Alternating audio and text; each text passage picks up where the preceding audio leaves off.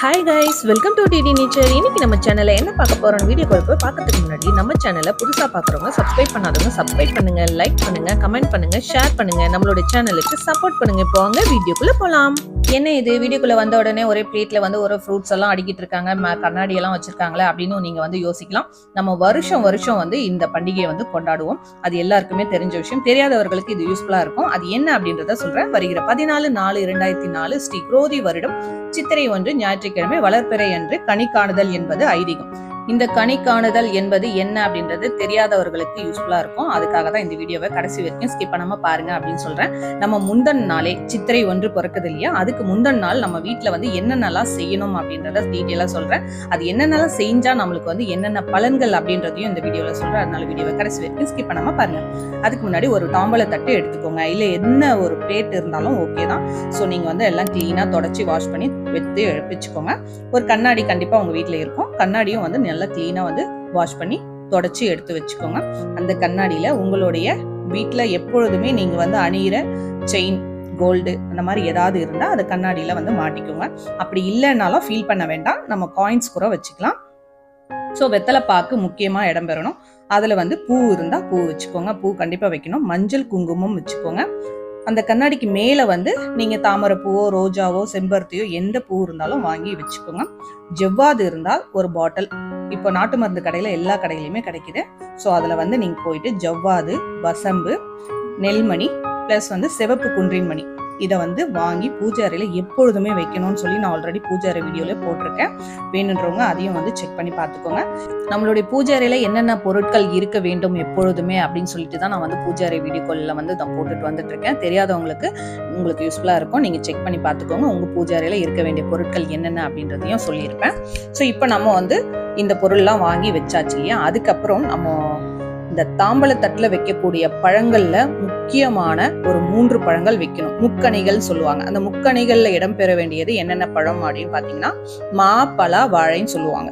அந்த மா, பலா, வாழை வந்து கண்டிப்பாக வாங்கி வைக்க வேண்டும். அதுக்கப்புறம் நம்ம எக்ஸ்ட்ராஸா நம்ம வந்து பழங்கள் வேற ஏதாவது நம்மளுக்கு வசதிக்கு ஏற்ப நம்ம வந்து பழங்கள் வாங்கி வைக்கலாம். நிறைய வைக்கணும் அப்படின்ற அவசியம்லாம் இல்லை.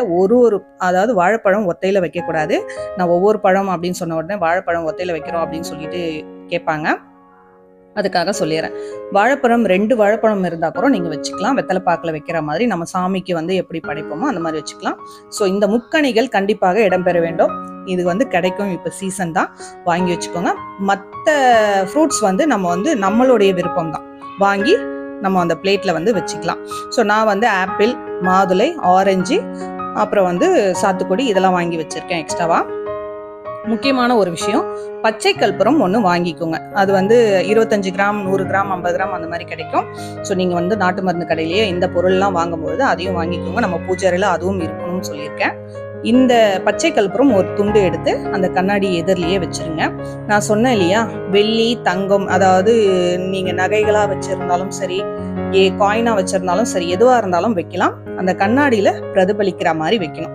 அப்படி இல்லை அப்படின்னு ஃபீல் பண்றீங்க அப்படின்னா காயின்ஸ் இல்ல ரூபாய் நோட்டுகள், எவ்வளோ ரூபாய் நோட்டுகள் இருந்தாலும் அதை வந்து கண்ணாடியில பிரதிபலிக்கிற மாதிரி வைங்க. அதை வச்சு அந்த கண்ணாடியில வந்து ஆப்போசிட் நம்மளுக்கு வந்து தெரியணும். நம்ம பார்க்கும் பொழுது அந்த கண்ணாடியிலையும் ரிஃப்ளெக்ஸ் ஆகணும். அந்த காயின்ஸா இருந்தாலும் சரி, ரூபாய் நோட்டாவா இருந்தாலும் சரி. இதையே இவ்வளோ டீட்டெயிலாக சொல்கிறேன் அப்படின்னா, நகைகள்லாம் வந்து இல்லாதவர்கள் இருப்பாங்க இல்லையா, அவங்களுக்காக சொல்கிறேன்.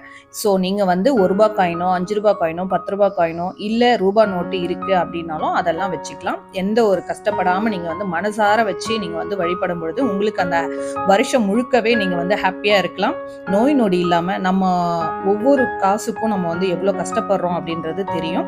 ஸோ அந்த பைசா நம்ம கையில் நிற்கணும் இருப்பு அப்படின்னா இந்த மாதிரி நீங்கள் வந்து செஞ்சு பாருங்கள். அடுத்த வருஷத்துல இருந்து நீங்க வந்து அடுத்த லெவலுக்கு வந்து வரக்கூடிய தன்மை வரும். இந்த கடவுள் நம்மளுக்கு வந்து வழி கொடுப்பாங்க. மகாலட்சுமி வாசம் செய்யக்கூடிய பச்சை கற்பூரமும் நம்ம வச்சிருக்கோம். ஸோ நம்மளுடைய பூஜை அறையில தான் வைக்கணும் அப்படின்ற அவசியம் இல்லை. இந்த பிளேட்ல இதெல்லாம் அரேஞ்ச் பண்ணிட்டு நம்மளுடைய படுக்கை அறை, பெட்ரூம் இருக்கு இல்லையா, காலையில எழுந்த உடனே நம்ம வந்து பார்க்கக்கூடிய இந்த கண்ணாடியில தான் முகத்தை பார்க்கணும். ஸோ நம்ம பெட்ரூம்ல வைக்கலாம், அப்படி இல்லை எல்லாருமே நம்ம வந்து ஹாலில் தான் படுக்கிறாங்க, அப்போ ஹாலில் தான் வைக்கணுமா அப்படின்னு சொல்லிட்டு கேட்பீங்க. ஹாலில் கூட வச்சுட்டு எல்லாரும் எழுந்து வந்து முகத்தை பார்த்துட்டு அதுக்கப்புறம் கூட குளிச்சுட்டு கடவுளுக்கு வந்து பூஜை பண்ற வேலைகள் ஸ்டார்ட் பண்ணலாம். இது வந்து நீங்க வந்து 2 பெட்ரூம் வச்சிருக்கீங்க அப்படின்னாலும் 2 பெட்ரூம்லயும் இதே மாதிரி செட்டப் நீங்க வந்து ரெடி பண்ணி வச்சிடலாம். இல்ல பூஜை அறையில வைத்துட்டு நீங்க போயிட்டு அங்க போய் முகம் பார்த்து பூஜை அறையில நம்ம வந்து வழிபடலாம். ஸோ நீங்க வந்து உங்க வசதிக்கேற்ப இந்த மாதிரி அரேஞ்ச் பண்ணிக்கோங்க. ஏழ்மையா இருக்கிறோமே அப்படின்னு சொல்லி கவலைப்படாதீங்க. இந்த வருஷம் உங்களாண்ட இருக்க காயின்ஸ் பணத்தை வைத்து நீங்க வந்து வழிபடுங்க. அடுத்த வருஷம் நீங்க தங்க நகை கண்டிப்பாக வாங்குவீங்க. இந்த வீடியோ பிடிச்சிருந்தா ஒரு ஷேர் பண்ணுங்க, லைக் பண்ணுங்க. தேங்க்யூ ஃபார் வாட்சிங். சப்ஸ்கிரைப் பண்ணுங்க, லைக் பண்ணுங்க, மறக்காம பெல் ஐக்கனை கிளிக் பண்ணுங்க, கூட ஆல் இன் ஐக்கனை கிளிக் பண்ணுங்க. அப்பதான் நான் போடுற ஒவ்வொரு வீடியோவும் மொபைல் கூட நோட்டிபிகேஷன் வரும். ஏதேன் டவுட்னா கமெண்ட் பண்ணுங்க, என்னோட சேனலுக்கு சப்போர்ட் பண்ணுங்க.